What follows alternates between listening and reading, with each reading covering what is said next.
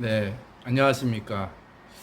오늘은 증산도의 그 진리를 주제별로 해서 이제 증산도에서는 이제 팔관법이라고 이야기를 하는데 주제별로 증산도의 그 진리를 공부를 해보도록 하겠습니다.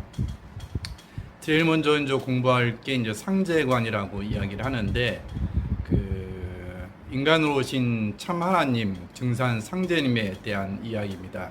모든 종교에서 성자들의 가르침이 있죠. 그 성자들이 말씀하신 그 우주의 절대자는 각 종교에 따라서 이름이 좀씩 다르죠. 하나님이라고도 하고 상제님이라고도 하고 또 천주님이라고도 하고 미륵불 또 이렇게 이야기를 하기도 하고 합니다. 근데 과연 그런 종교에서 이야기하는 그 절대자들이 다 다른 분인가? 이런 문제들, 그리고 그 성자들과의 관계, 또 이런 것들에 대해서 하나하나 세부적으로 공부를 좀 해보도록 하겠습니다.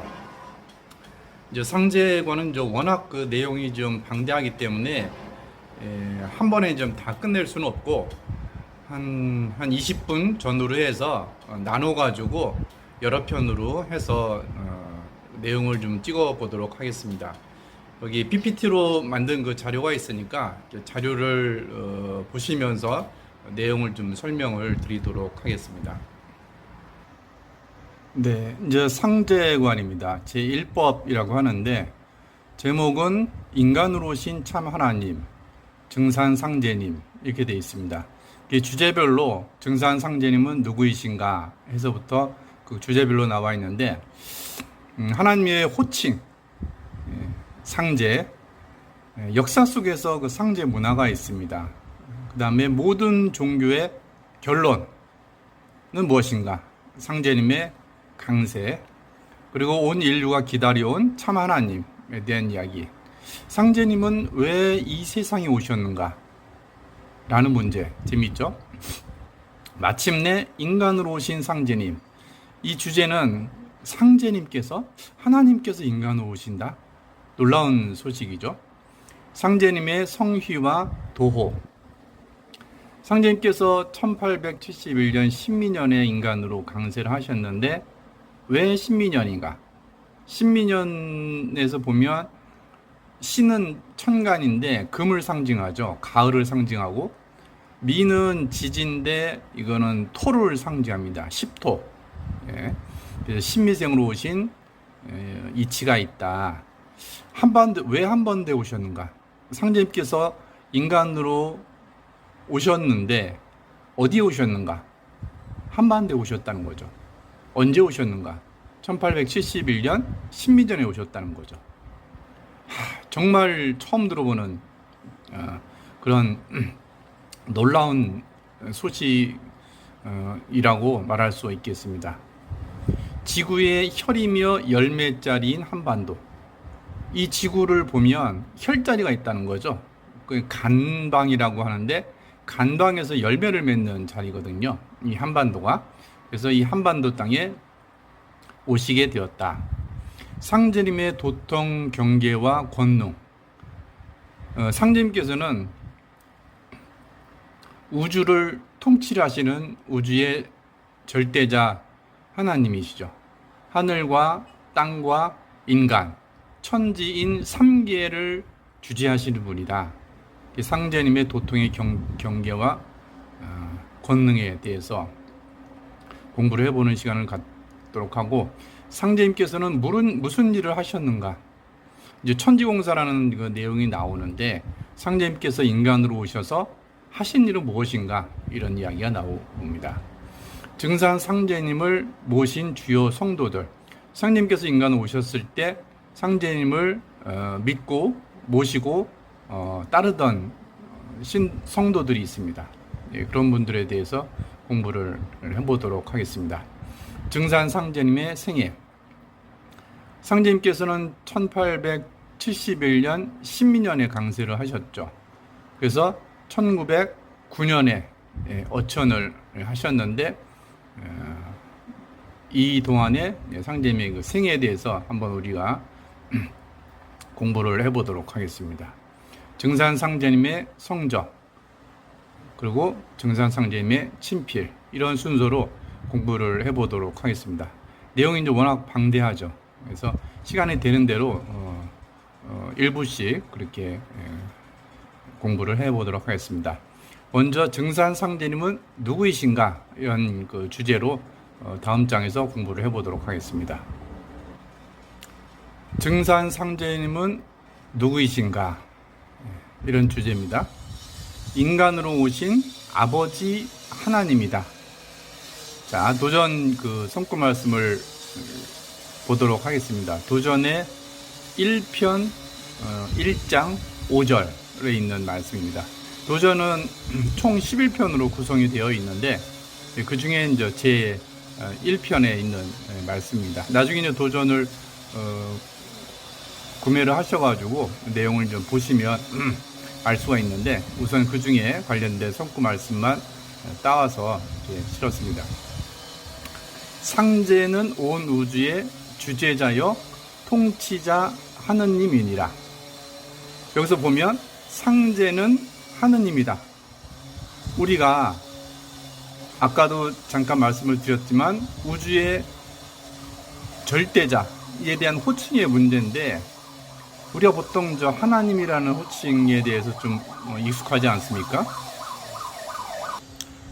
우리가 이제 종교를 믿든지 안 믿든지 간에 보통 흔하게 우주의 주제자가 계시다, 하나님이다, 보통 이렇게 많이들 이야기를 합니다.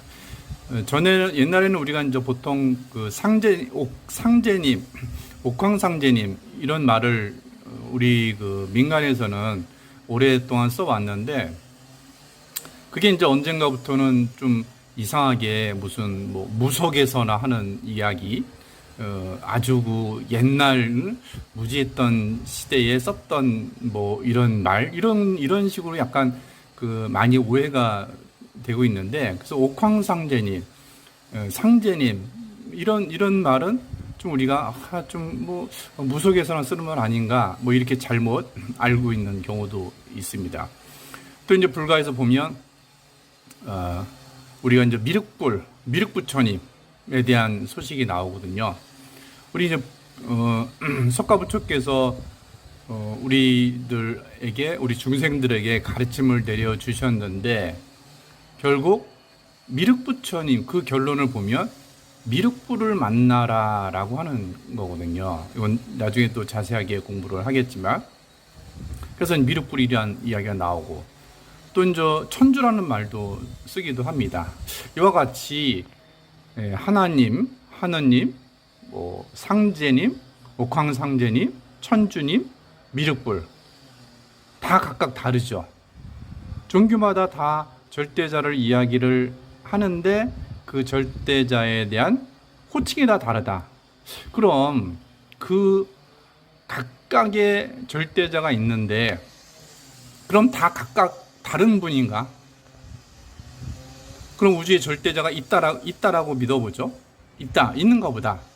그러면 그 우주의 절대자가 모든 종교의 성자들이 이야기하는 것처럼 다 각각 별개의 분인가? 이런 우리가 질문을 해보지 않을 수가 없습니다. 그럼 보세요. 여기 상제는 온 우주의 주제자여 통치자 하느님이다. 이 온 우주를 주재하시는 분, 이 온 우주의 가장 높은 위치에 계신 분, 절대자이신 분, 절대자이시고 주제자이시고 통치자이시고 유일하게 존재하시는 분이다. 이렇게 우리가 보통 이야기를 할 수가 있는데, 그런 말이 안 되죠. 모든 종교에서 이야기하는 절대자가 다 각각 존재한다. 아니, 그러면 그 여러분들이 어떻게 이 우주를 통치를 하고 주재를 하고 이렇게 할 수가 있습니까? 다 각각 다른데. 통치하는 방식도 다를 거고 생각도 다를 거고, 이게 갈등이 되고 모순이 되는 이야기죠.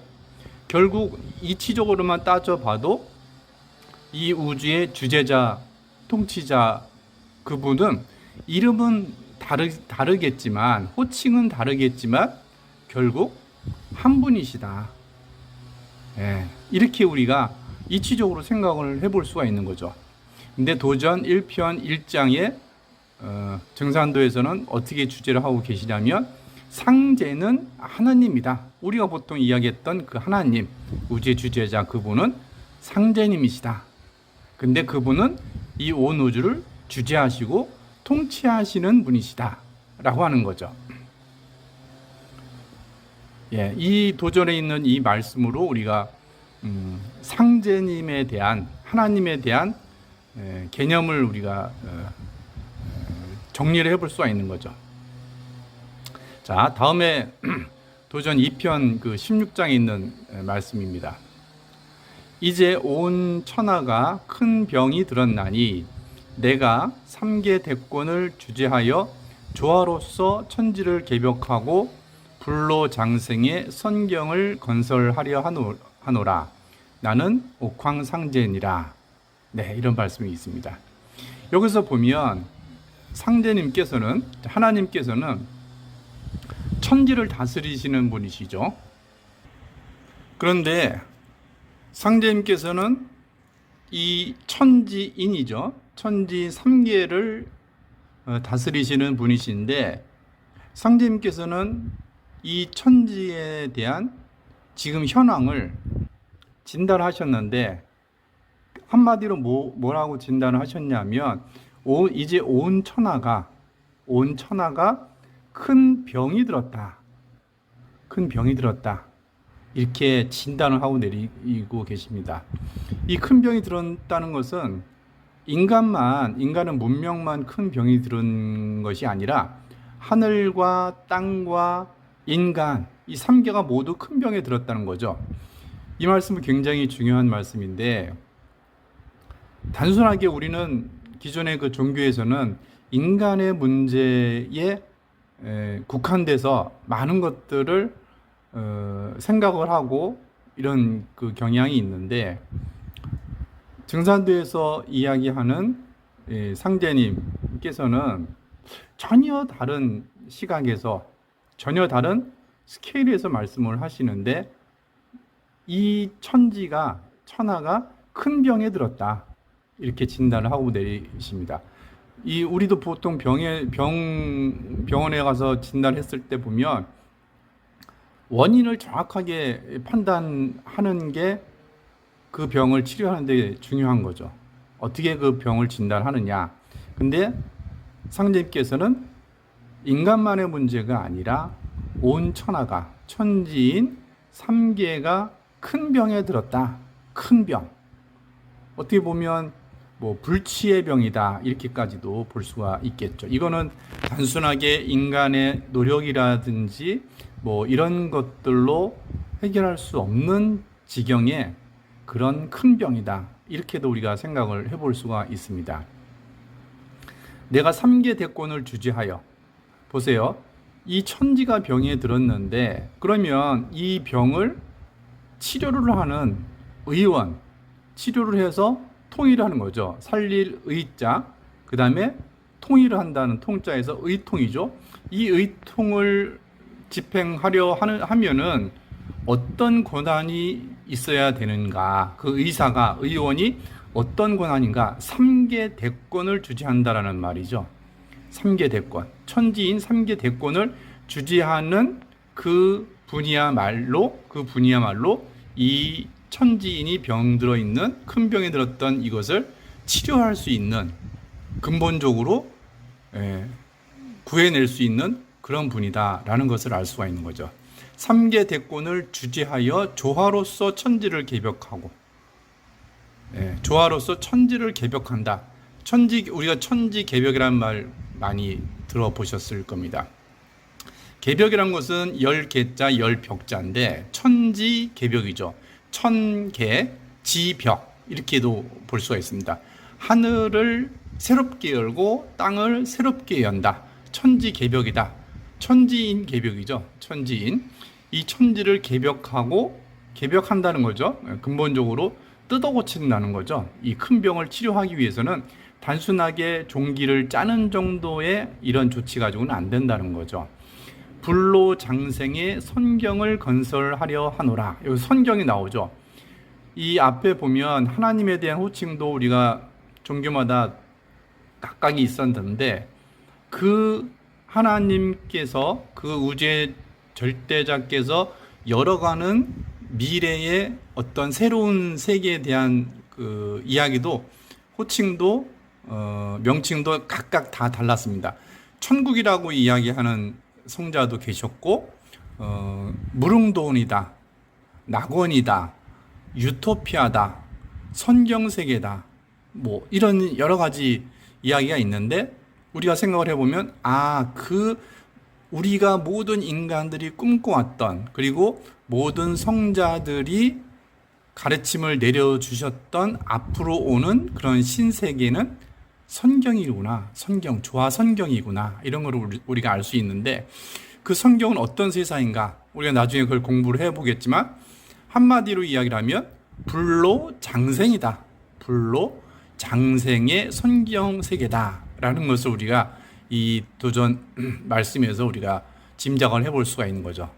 예, 불로장생의 선경을 건설하려 하노라, 이렇게 말씀을 하고 계십니다. 나는 옥황상제니라. 여기서 상제님께서 당신님의 신원을 밝혀주시는 거죠. 옥황상제님이다. 우리가 보통 옥경이라는 말 들어보셨을 겁니다. 이 상제님께서 천상에 계시는데, 그럼 그 천상에 어디에 계시는가? 이 천상의 수도에 계시겠죠? 근데 그 수도의 이름이 뭐냐? 거기를 우리가 옥경이다, 옥경, 이렇게 얘기를 합니다. 옥경에 계시는데, 황이라는 보면 우리가 보통 왕이라고도 이야기를 하고, 제라고도 하기도 하고, 황제라고도 이야기하지 않습니까? 하늘에는 상제가 계시고 땅에는 황제가 계신다, 이런 말을 쓰는데, 황이라는 말을 씁니다. 황. 그래서 옥경에 계시는 그 하나님, 옥황 상제님. 여기서 제자는 우리가 보통 임금제 이렇게 알 수가 있는데, 제라고 하는 것은 뭐 다스릴 제자, 뭐 임금 제자, 뭐 이렇게 우리가 알고 있는데, 사실은 이게 하나님 제자거든요. 제인데, 그 제의 위상이 뭐냐면 상이라는 거죠. 상이라는 것은 더 이상의 높은 곳이 없어요. 가장 지존의 위치에 계시는 하나님, 상제. 상제. 나는 옥황상제니라. 이렇게 이야기합니다. 그 상제는 여기 앞에 손구에서 뭐라고 나왔죠?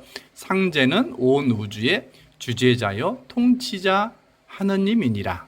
이 하나님께서 3계 대권을 주재하시는 그 대권을 가지고 이 천지인이 큰 병에 들었는데, 그 천지를 개벽해서 우리 모든 인간들이 꿈꿔왔던 그런 선경세계, 불로장생의 선경세계를 건설하시겠다, 만드시겠다, 열어나가신다, 이런 말씀입니다. 그 밑에 이제 해설을 좀 보겠습니다. 이 우주에는 우주 입법에 따라 인간과 만물을 다스리시는 참 하나님이 계신다. 여기서 보면 입법과 하나님, 우리가 보통 인간 세상에서도 보면 통치자, 왕, 옛날로 치면 왕이죠. 왕이 있는데, 왕이 그냥 자신 멋대로 그냥 세상을 다스리는 게 아니라 통치하는 법이 있는 거죠. 국법이 있는 거죠.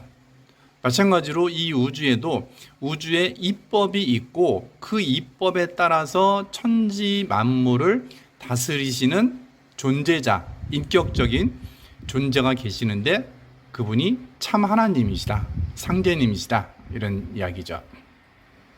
온 우주가 새로운 질서로 들어가는 가을의 대변혁을 맞아 아버지 하나님께서 친히 인간으로 오시어 새 생명의 길을 열어주셨다. 여기서 가을의 대변혁을 맞아, 여기서 보면 천지인데, 이 천지가 어떤 둥글어가는 이치가 있는데, 그 이치에 따라서 아버지 하나님께서 인간으로 오셔서 새 생명의 길을 열어주셨다라고 하는 거죠. 여기서 가을이라는 말이 나옵니다. 가을의 대변혁, 이러한 시기를 말하는 건데, 이 우주의 이치에서 가을의 시간대가 돼서 하나님께서 인간으로 오셔서 새로운 생명의 길을 열어주셨다. 그분이 바로 동방의 이 땅 한반도를 다녀가신 강증산 상제님이시다 라고 하는 것입니다. 그래서 상제님, 옥황상제님, 그리고 인간으로 오신 강증산 상제님에 대한 그 말씀을 정리를 해봤습니다. 증산 상제님은 누구이신가? 증산 상제님은 누구이신가? 이런 주제로 우선 간단하게 정리를 해봤습니다. 일단 그 상제님에 대한 내용을 정리를 했는데, 이 대상자는 증산도에 대해서 처음 접하신 그 입문자를 대상으로 해서 좀 자세하게 풀어서 정리를 해봤습니다. 그래서 이게 이제 내용이 굉장히 많아서 뭐 1편 가지고 끝나는 건 아니고 여러 편으로 지금 나눠서 공부를 좀 해야 될 것 같은데, 뭐 아시는 부분이 있더라도 다시 한번 이렇게 정리하는 차원에서 이렇게 들어보시고 내용을 잘 공부를 하셨으면 좋겠습니다. 이상으로 증산도의 진리 주제별 8관법 중에서 제1법 상제관, 그 중에서 증산 상제님은 누구이신가, 이런 주제로 말씀을 드렸습니다. 그러면 상제관 다음 2편에서 또 만나 뵙도록 하겠습니다. 네, 감사합니다.